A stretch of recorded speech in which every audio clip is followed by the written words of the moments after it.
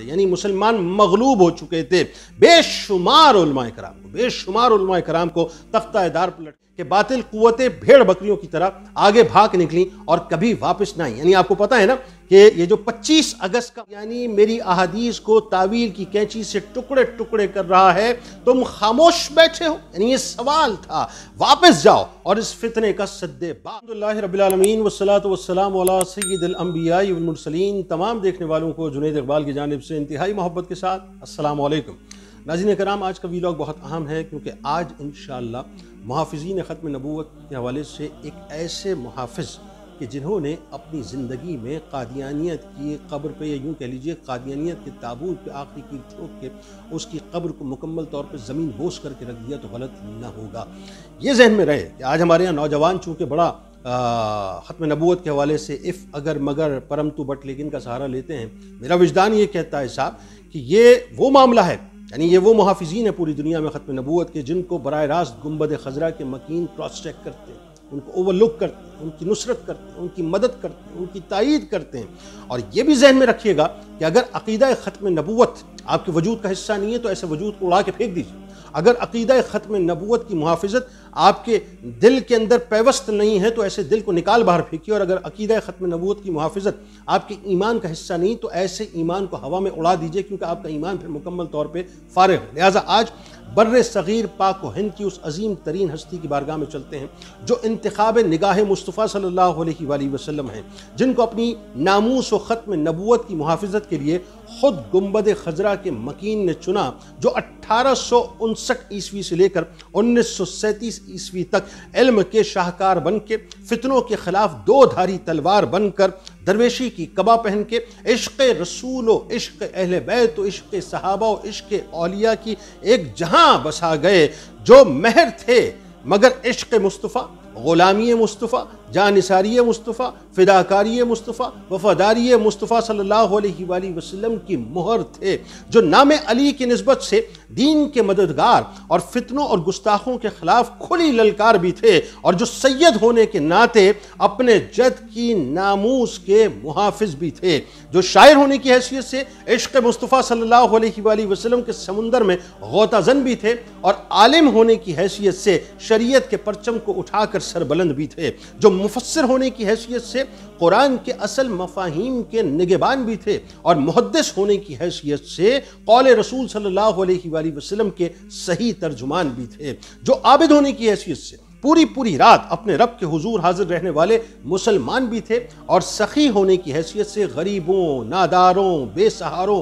اور یتیموں پر مہربان بھی تھے، جنہوں نے احیاء اسلام اور تجدید دین کے باعث محی الدین کا عظیم ترین لقب پایا، جو سلاسل قادریہ، رزاقیہ، چشتیہ، نظامیہ، صابریہ میں داخل ہونے کی وجہ سے تصوف کی دنیا کے رہبر و رہنما بھی ہیں. ناظرین کرام، جو ایک طرف تو نسب کے اعتبار سے انتہائی عالی نسب تھے کہ اپنے جد حضرت شیخ عبد القادر جیلانی رضی اللہ تعالیٰ عنہ کی نظر عنایت اور امام حسن پاک علیہ السلام کا فیضان کرم سمیٹے ہوئے تھے، تو دوسری طرف میدان جہاد میں صدیقی رنگ میں رنگے ہوئے محافظ ختم نبوت بھی تھے. بچپن ہی میں ناظرین کرام حضرت پیر میں علی شاہ صاحب کی قوت حافظہ کا یہ عالم تھا کہ ناظرہ قرآن پاک پڑھنے کے دوران آپ روزانہ کا سبق کسی کے کہے بغیر زبانی یاد کر لیا کرتے تھے اور بغیر دیکھے اس کو سنا دیا کرتے تھے. اچھا، یہ ذہن میں رکھیے گا، میں نے عموماً ایک بات آپ سے عرض کی اور میں پھر عرض کر رہا ہوں کہ اللہ تبارک و تعالیٰ جب اپنے کسی کام کے لیے کسی بندے کو چنتا ہے نا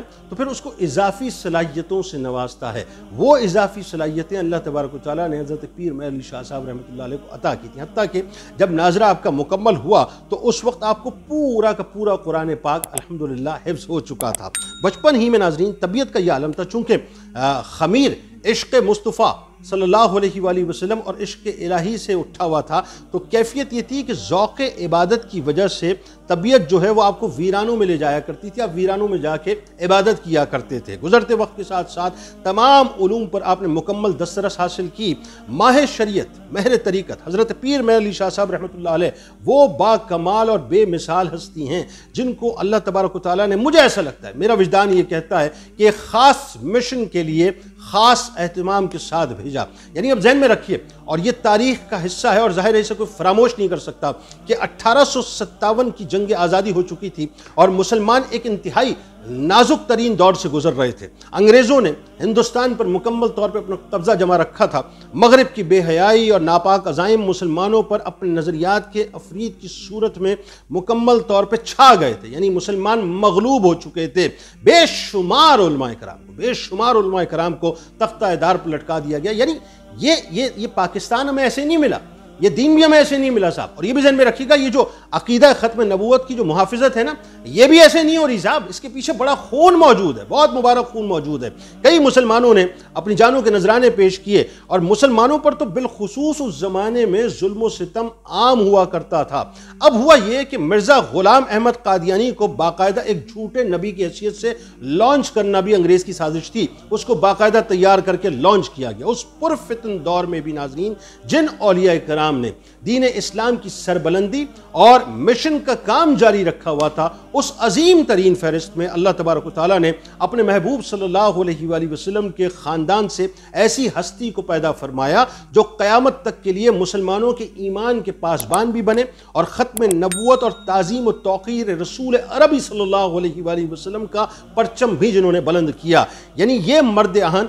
हज़रत पीर महमूद अली शाह साहब रहमतुल्लाह अलैह थे, जिन्होंने हक़ और बातिल को अलग अलग वाज़े कर दिया। यानी ये बतला दिया कि हक़ क्या है और बातिल क्या है, और अपने कलम को बतौर तलवार बनाकर मैदान में इस तरह से निकले कि बातिल कुव्वतें भेड़ बकरियों की तरह आगे भाग निकली और कभी वापस ना आई। यानी आपको पता है ना कि ये जो 25 अगस्त का मनाजरा था, जिसको मिर्ज़ा ग़ुलाम अहमद क़ादियानी ने बाकायदा, मलऊन ने बाकायदा जो है मैनेज किया था, वो चाहता था कि सामने आके पीर महमूद अली शाह साहब बैठें। तो आगे जाके मैं आपको बतलाता हूँ कि किस तरह से आपने उसको फारिग किया था और हवा में उड़ा के उसको फेंक दिया था, उसके सारे अकायद को, उसके पैरोकारों को। बहरहाल नाज़रीन कराम, हज़रत पीर महमूद अली शाह साहब रहमतुल्लाह अलैह जो गुंबद खज़रा की ठंडी छाँव से बड़ी मोहब्बत करते थे। मैंने आपको कहा कि इश्क़ रसूल सल्लल्लाहु अलैहि वसल्लम से उनका ख़मीर गुंदा हुआ था, यानी उनकी मट्टी, उनके वजूद का पानी, सब का सब इश्क़ मुस्तफ़ा सल्लल्लाहु अलैहि वसल्लम से ही गुंदा हुआ था। तो आलम यह था कि आपकी ये ख्वाहिश थी कि आप मदीने पाक की फ़िज़ाओं में ही ज़िंदगी गुजारना चाहते थे, आप वहीं जीना चाहते थे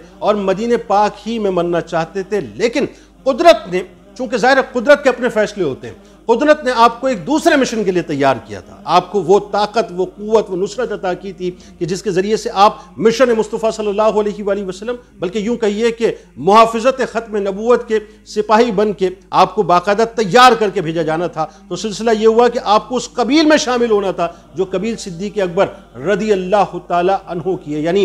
यूँ कहिए कि मुहाफ़िज़ान ख़त्म नबूवत के जो सरखैल हैं या उनके सर का जो ताज है, सिद्दीक़ अकबर रदी अल्लाह ताला अन्हु, उनकी कबील में आपको शामिल होना था। तो एक तरफ हज़रत इमदादुल्लाह महाजिर मक्की रहमतुल्लाह अलैह भी वहीं मदीने पाक में मौजूद थे। अभी कुदरत बुनत कर रही है, और आलम ये हुआ कि वो इंतहाई इसरार किया करते थे, ताकीद करते थे पीर महमूद अली शाह साहब रहमतुल्लाह अलैह को, और उनको मशवरा देते थे कि आप हिंदुस्तान जाएं, क्योंकि हिंदुस्तान में अनकरीब एक फितना नमूदार होने वाला है। यानी अभी फितना नमूदार हुआ नहीं था, ये ज़हन में रखिएगा, लेकिन वली को अल्लाह तबारक व तआला वो सलाहियत देता है कि अपनी निगाह से सब कुछ भांप लिया करता है, वो फिरासत अल्लाह ताला अता करता है। तो आपने उस बू को महसूस कर लिया था जो फितना कादियानियत की सूरत में नज़र आने वाली थी। तो आप उनको ताकीद किया करते थे और ये कहते थे कि आप ज़रूर अपने वतन वापस चले जाएं। बिलफर्ज अगर आप खामोश भी हिंदुस्तान में बैठेंगे तो वो फितना तरक्की नहीं करेगा और मुल्क सुकून में रहेगा। यानी इस हद तक उनको पीर महमूद अली शाह साहब रहमतुल्लाह अलैह की सलाहियतों पर यकीन था। और क्यों ना होता है,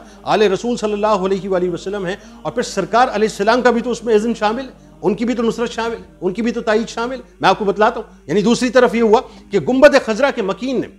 अपनी नामूस व ख़त्म नबूवत की मुहाफ़िज़त के लिए अपने शहज़ादे, अपनी आल पीर महमूद अली शाह साहब रहमतुल्लाह अलैह को ख्वाब में तशरीफ़ लाकर मदीने पाक से यह हुक्म देकर बर्रे सग़ीर लौटा दिया कि मेहर अली, हिंदुस्तान में मिर्ज़ा क़ादियानी मेरी अहादीस को तावील की कैंची से टुकड़े टुकड़े कर रहा है, तुम खामोश बैठे हो। यानी ये सवाल था, वापस जाओ और इस फितने का सद्दे बाप करो। यानी अगर मैं ये कहूँ तो गलत ना होगा कि बराह रास्त सरकार मदीना सल्लल्लाहु अलैहि वसल्लम ने आपको ये टास्क दे के, आपको ये टारगेट दे के, आपको ये मिशन दे के, आपको ये गोल दे के बर्रे सग़ीर पाक व हिंद की सरजमीन पे भेजा और लौटाया कि जाकर उसका कला कमा कर दो। और पाकिस्तान की धरती नाज़रीन आज गवाह है कि 25 अगस्त सन 1900 की तारीख में, यानी वो मनाजरा तय पाया था कि जहाँ पर पीर महमूद अली शाह साहब रहमतुल्लाह अलैह तमाम उलमा कराम के साथ, यानी एक बहुत बड़ी जमात के साथ बादशाही मस्जिद लाहौर में पहुंचे,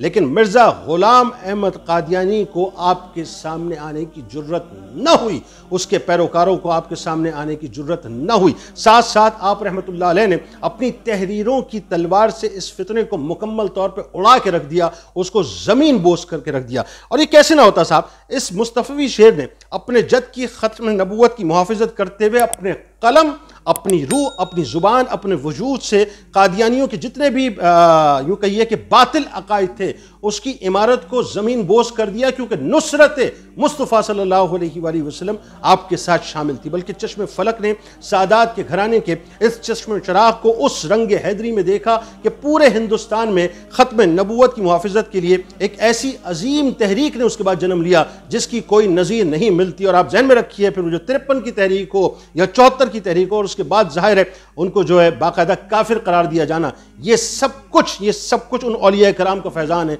जिसमें एक हस्ती हज़रत पीर मैं अली शाह साहब रहमतुल्लाह अलैह की भी है। बस यूँ समझ लीजिए कि आप रहमतुल्लाह अलैह ने फितनों के ख़िलाफ़ ऐसी हैदरी तलवार उठाई, या आप ऐसी हैदरी तलवार बन के सामने आए कि जिनकी हयात शरीयत का मंबा नज़र आती थी और तरीक़त का सरचश्मा नज़र आती थी, कि जिन्होंने तमाम फितनों को मुकम्मल तौर पे ज़मीन बोस करके रख दिया। तो बस आखिरी बात, ख़त्म नबूवत की मुहाफ़िज़त